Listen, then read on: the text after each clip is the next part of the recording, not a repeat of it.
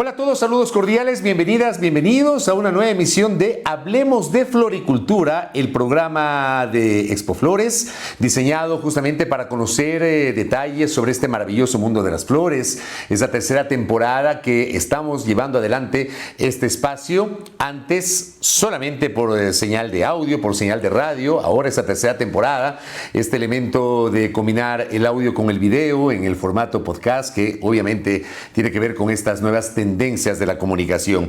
Nos pueden seguir a través de las redes sociales de Expoflores y el espacio Hablemos de Floricultura lo pueden encontrar, pueden escucharlo a través de nuestras cuentas en YouTube, nuestro canal de YouTube y también nuestra cuenta de Spotify.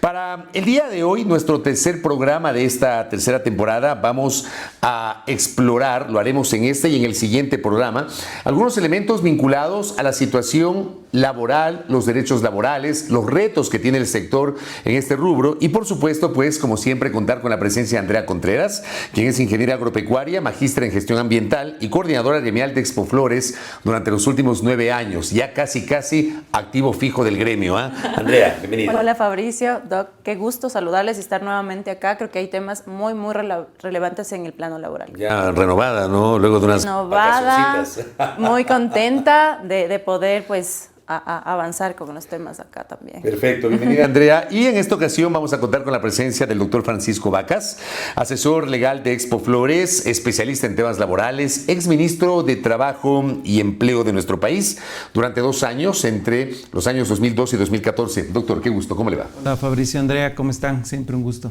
Gracias. Empecemos por la pregunta general. A esta hora, ¿cuáles son los retos que tiene el sector floricultor en materia laboral? Bueno, yo creo que el tema laboral siempre va a estar presente, es decir, siempre vamos a tener algo que hacer.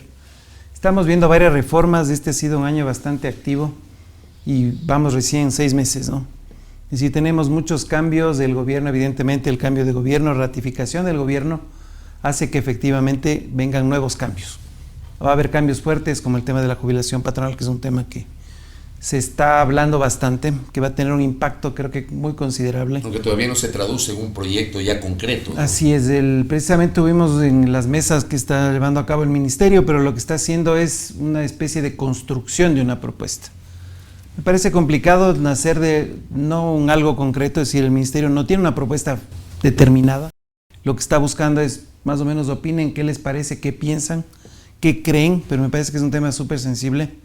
Además que va a generar un hito considerable en esta línea, ¿no? Es decir, una figura que para mí es totalmente perversa, ¿sí? Porque esta doble imposición, ningún país en el mundo tiene una doble jubilación, pero una jubilación a cargo del empleador. Y además que no se llega a cumplir, precisamente por inseguridad jurídica, porque ahora la Corte calcula de una manera, las actuarias de otra, el Ministerio de otra, y finalmente no prescribe nunca. Entonces esto hace que efectivamente esta doble imposición desemboca en que la gente no llega a cumplir 20 años y menos 25. Entonces sí es un reto fuerte pero hay que toparlo con mucha seriedad y más que nada entendiendo quién va a asumir la carga de esto. Porque en estas mesas lo que mucha gente está hablando a nombre de trabajadores es decir que el empleador aporte todo. Pero esto va a desembocar nuevamente en una carga nueva al empleador que va a implicar menos empleos. Pero si se elimina la jubilación patronal, que es la discusión que al momento se tiene y habría que reformar el Código del Trabajo, implicaría aplicarla para el futuro, es decir, no para los trabajadores actuales, incluso aquellos que están a punto de jubilarse patronalmente. Ese es un punto muy importante a definir, porque si la ley va a aplicar a futuro, quiere decir que digamos que hoy se aprueba la ley. A partir de mañana entra un nuevo esquema, porque no es eliminar la jubilación patronal, es cambiarle el modelo. El modelo de hoy provisionar esto, ¿no es cierto?, la reserva de jubilación que va desde el día 1 hasta el 25, al tema de que ahora hay un aporte mensual del empleador, es decir, ahora existe ya un pago definitivo que tiene que hacer el empleador, tendría que hacerlo. Entonces, ¿qué va a pasar? ¿Quiénes van a entrar en este modelo? Aparentemente las personas que a partir de la ley tengan su primera vez trabajo. Es decir, sabremos si esto sirve o no en 25 años. Sí, ya posiblemente no lo veremos. Quienes vayamos a discutir claro, este proceso. No sabemos si seguiremos aquí, ¿no? Oiga, pero y ahí quiero detenerme para preguntarle a Andrea y entrar a lo que pasa en la ruralidad, porque claro, hablamos de modo general de las obligaciones, derechos laborales, lo que dice la legislación ecuatoriana. ¿Hay diferencias sustanciales entre lo urbano y lo rural, y dentro de lo rural lo que pasa en el sector florícola? Completamente, sí hay muchas, yo creo que las diferencias son muy marcadas. En realidad la actividad florícola nosotros mencionamos que a diferencia de las actividades industriales o las actividades que encuentras en las ciudades, pues tienen otros enfoques, ¿no es cierto? El Código de Trabajo está definido para cualquier actividad y no tiene esta como jurisdicción o diferenciación entre rural o urbano, ¿no? Entonces yo creo que sí es un reto importante, como menciona el doc, la actualización del Código de Trabajo, porque esa base nos está complicando en la aplicación de las leyes laborales a nivel florícola. Y esto, digamos, es una situación o una complicación histórica. Es una complicación histórica porque nos toca ir como que caminando y entendiendo un poco cómo funciona la aplicación de ciertas leyes dentro del sector productivo. Pero ustedes la tienen clara. Digamos que algunas cosas sí, otras nos apoyamos muchísimo en el doctor para poder darle una guía y pues siempre estamos consultando directamente al ministerio la aplicación de ciertas regulaciones que no son claras y son ambiguas. Profundicemos justamente en esas diferencias, en esas otras reglas del juego que tiene el sector rural y sí me queda rondando en la cabeza lo que acaba de decir Andrea. O sea, hay cuestiones en las cuales no hay la suficiente claridad, o sea, es ambigua la legislación. Lo que pasa es que más que ambiguo es incompleto. Primero, el código tiene más de 80 años. Es decir, temas como el teletrabajo ni siquiera existen. Es decir, está remotamente regulado, muy poco. Entonces, no ha dado respuesta a la normativa a todos los cambios que se vienen dando. Bueno, en Ecuador nunca nos hemos inventado nada, pero todo lo que en el resto del mundo viene pasando. Si las nuevas modalidades de trabajo son muy flexibles, son muy diferentes, ya no hay tema de horarios, la carga horaria más bien va bajando, es menos imposiciones también. Pero más que nada lo que hablamos en este momento es decir, el código está hecho para una realidad de hace 80 años. Entonces, el sector rural hace 80 años ni siquiera existía algún tema de cumplimiento de formalidades.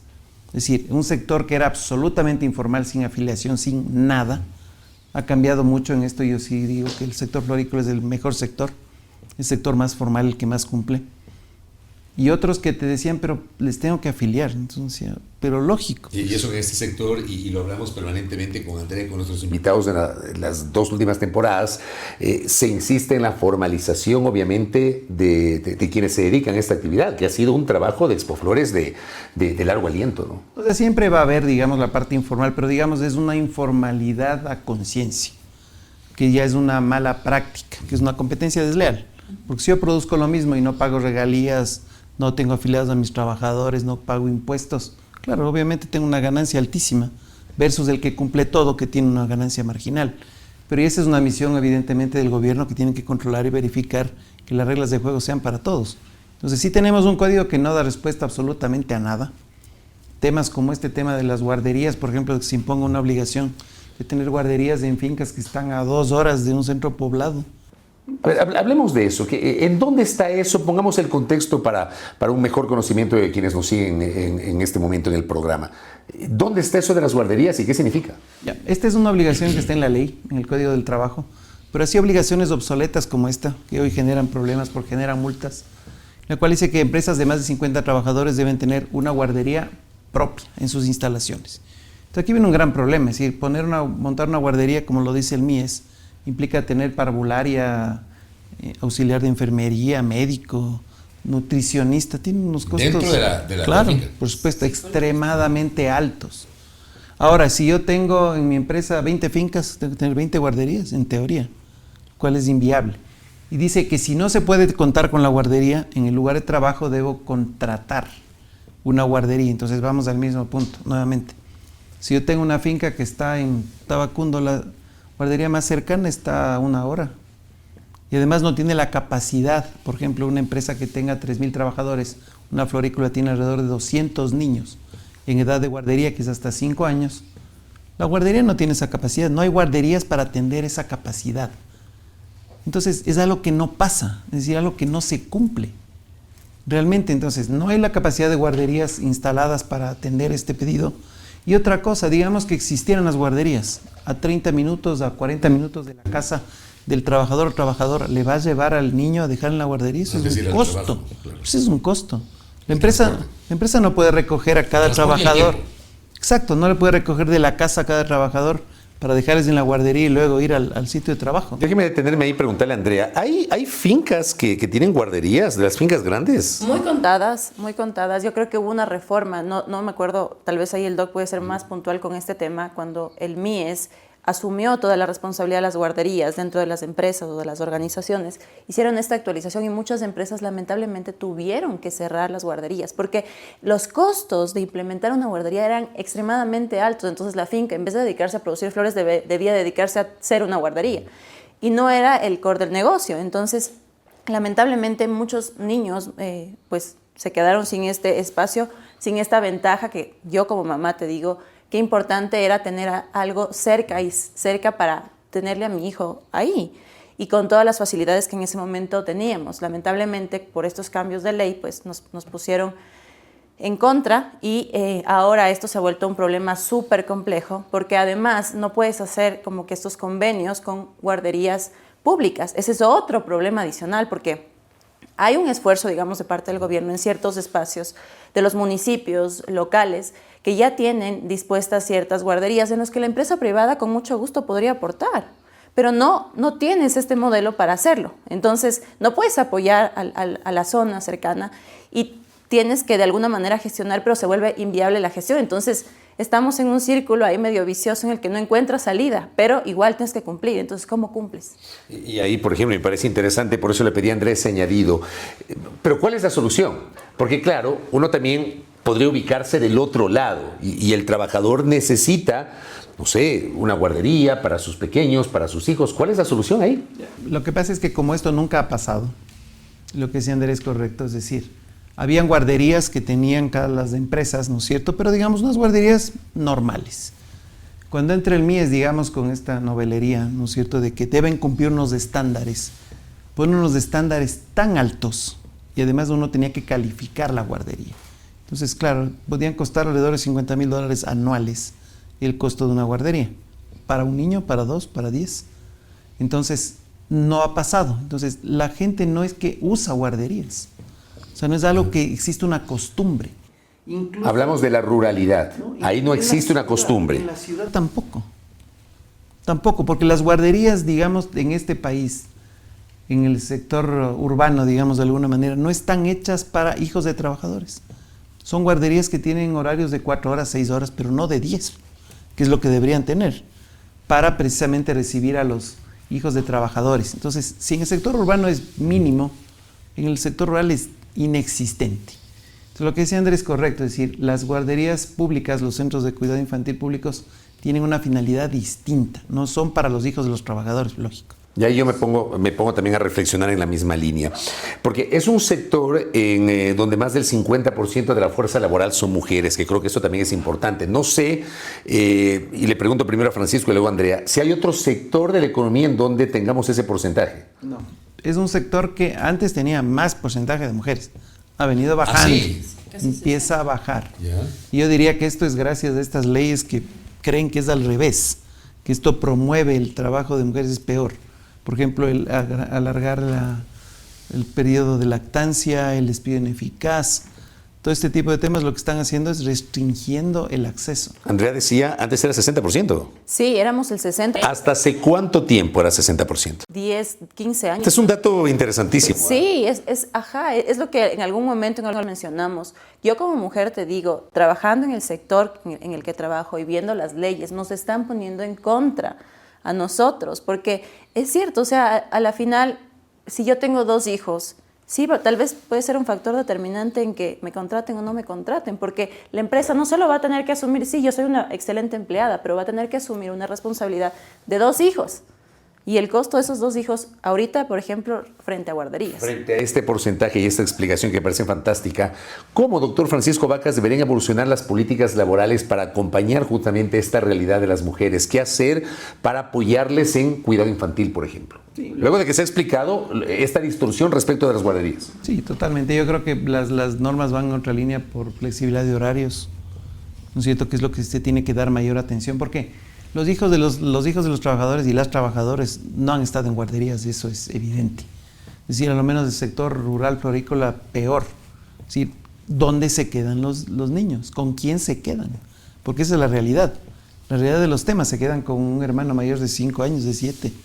Entonces, aquí hay que buscar una solución porque la norma es tan cerrada que o tiene guardería o contrata guardería. No hay ni lo uno ni lo otro y le multan. Entonces, sí nos ha dado de alguna manera alguna salida. Esto hemos venido hablando con el ministerio varios años ya, en el planteamiento de pagarles un bono. Decirle, oiga, no puedo hacer ni lo uno ni lo otro, le pago un bono. Le pago un bono que de alguna manera va... Para compensar. Sí, de alguna manera, para que algo se cumpla. Si el objetivo no es incumplir, sino es encontrar algo viable. Claro, como la ley no permite ser este bono, un poco lo que se ha hecho en cada administración con los ministros de trabajo ha sido un poco decir, ok, vamos a permitir esto de alguna manera, porque tampoco está normado ni está regulado el valor del bono, pero que existe una salida, una solución. Si hay obligaciones que no hay forma de cumplir. ¿No es cierto? El mismo tema de comisariatos, que también dice la ley. Otra cosa que no sé... ¿Qué dice la ley sobre comisariatos? Que todas las empresas de más de 20 trabajadores tienen que tener un comisariato con productos al costo. Dentro de la empresa. Sí. Ese tipo de obligaciones son las que ya son totalmente fuera de lugar. Entonces, hay ese tipo de cosas y no se actualizan.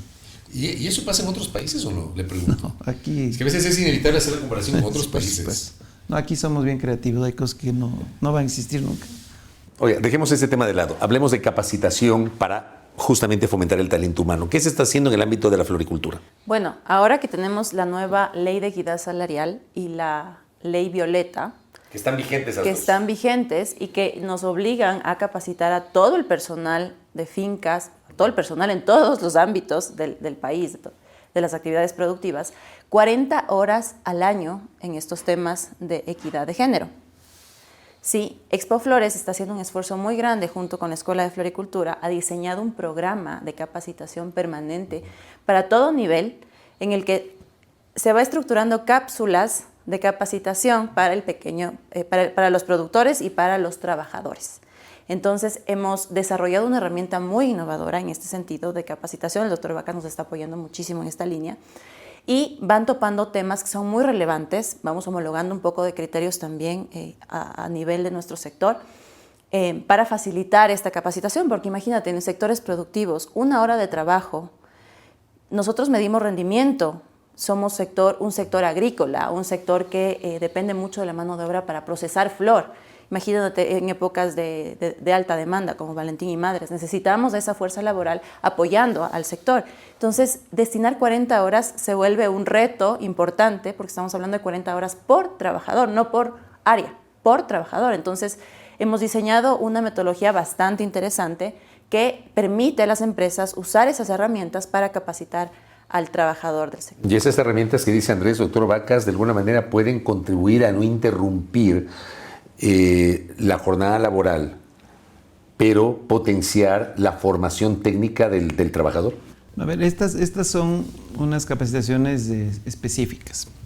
Es decir, la ley Violeta, ¿no es cierto?, que salió en el año 2023 y establece los temas de igualdad salarial. Y el año pasado salió la ley de igualdad salarial. Y este año se emitió un acuerdo ministerial sobre la ley de igualdad salarial, donde el ministerio señala que las empresas tienen que dar 40 horas de capacitación sobre temas de igualdad de derechos entre hombres y mujeres, básicamente. Entonces, es un tema sí complejo, 40 horas es un montón, es muchísimo. Si estas horas, como decía André, les ponemos en producción, el costo es alto, porque además si es que es fuera de la jornada, además genera hora extra, entonces finalmente sigue generando un impacto. Eso es un costo para el empleador. Sigue generando un impacto alto. Además de tener el tiempo, yo no puedo reunir a todo el mundo para darles unas 40 horas de charla en algún punto. Eso sería una semana de charlas y serían de lunes a viernes 8 horas. Entonces, esta herramienta lo que sí facilita es utilizando la tecnología, ¿no? Es decir, que sea virtual para que la gente pueda ver los videos o reproducir las charlas cuando consideren y esté planificado. Entonces, esta es una metodología del ministerio que me parece que sí es importante, un poco trasladar la responsabilidad de ustedes capaciten. Lo importante aquí, evidentemente, van a ser los contenidos y precisamente me parece que es la única alternativa que se puede tener, porque desarrollar 40 horas de contenido es muchísimo. ¿Pero quién elabora los contenidos? Lo estamos haciendo ahora nosotros. El ministerio solo te da 4 ejes macro y te dice 40 horas en Y elabore el contenido. Exacto. Con base en estos ejes. Y eso es mucho, porque hay muchísima información o poquísima información. Y además hay que... Tengo que investigar. Exactamente. Y además, luego de eso es cómo se dan las charlas. ¿Por qué no puedo dar charlas de 4 horas, de 10 horas, de 8 horas? No es práctico. Entonces esta herramienta me parece que es lo mejor, precisamente que va a permitir, porque ya está desarrollado. Además no solo son videos, también hay interacciones, hay juegos, hay evaluaciones. Y con esto se cumple con lo que el Ministerio ha establecido, que además está que cumplir hasta diciembre. Entonces estamos contra el tiempo con este tema, ¿no? Es decir, mientras se va avanzando, pero ya está, la herramienta está desarrollada y está en línea. ¿Cómo combinamos este rubro de la capacitación con también el debate respecto de la jornada, los horarios que tienen que ver en el caso del sector floricultor con un montón de factores? Andrea, creo que ahí nos puede orientar un poquito para que responda a la pregunta el doctor Vacas. El tema de la estacionalidad, qué sé yo, las fechas o momentos pico, que Valentín, que el Día de la Madre. Hay que debatir también ese tema, la jornada. Sí, bueno, siempre hay como planificación en las organizaciones. Creo que eso es importante y es lo más relevante que tiene nuestro sector. Creo que se ha sabido organizar correctamente en función de justo las temporadas pico, porque Valentín y Madres sí son las más importantes, pero a lo largo del año tú tienes otras temporadas que cada empresa va destinando, ¿no? De acuerdo a sus sistemas de producción. En ese sentido, pues hay mucho apoyo de parte de Expoflores para alinear esas jornadas. Obviamente aquí juega un papel muy importante la ley, el código de trabajo, el tema de las horas extras, de las horas adicionales, de las horas que no puedes superar. Así sea en temporadas, siempre se vuelve un reto, pero hemos encontrado algunos mecanismos para ir como que dando viabilidad a esa gestión. Definitivamente aún nos hace falta reformas. ¿Y por dónde deberían venir esas reformas, doctor? Yo creo que tenemos que aterrizar y tener una herramienta legal moderna, ¿sí? Es difícil, evidentemente, cambiar el Código del Trabajo, es un reto de años y que no se ha logrado. Vamos a verlo en esta oportunidad, pero tenemos que tener cosas que se adapten a todo. El Código del Trabajo tampoco puede tener un capítulo por cada sector, no vamos a tener una Biblia de 20,000 artículos. Es imposible, entonces tienen que ser normas generales que se adapten. Entonces, en general, la tendencia laboral en el mundo es un tema de flexibilidad. Entonces, simplemente es decir, usted puede pactar, ¿no es cierto?, con sus trabajadores cómo van a trabajar, cómo van a distribuir los horarios, cómo se verán las jornadas, etcétera, dentro de un marco razonable, evidentemente, ¿no? Porque no podemos tener tampoco acuerdos impuestos que van a permitir cosas que generen abusos. Pero sí una normativa que sea real, porque aquí en temporada tenemos unas jornadas muy extendidas, fuertes, y luego no, y luego baja. Entonces hay una estacionalidad que va dependiendo de eso. Entonces tenemos las normas demasiado arcaicas y generales que no permiten aplicar. Entonces el código prácticamente hoy no se usa mayor cosa, todo está normado por acuerdos ministeriales, por reglamentos internos propios de las empresas, por contratos.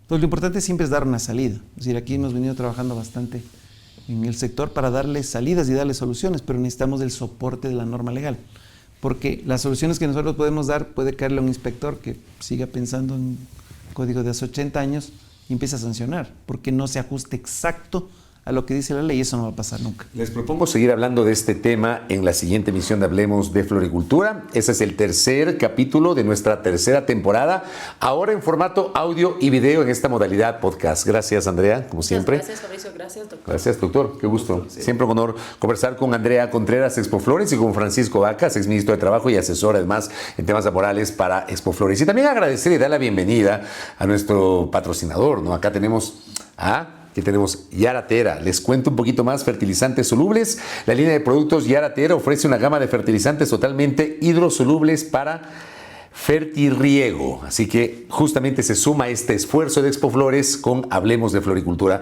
No se olviden que pueden seguirnos en las redes sociales como Expoflores. Este programa Hablemos de Floricultura en Spotify y también en YouTube. Nos reencontraremos en el siguiente capítulo. Muchas gracias.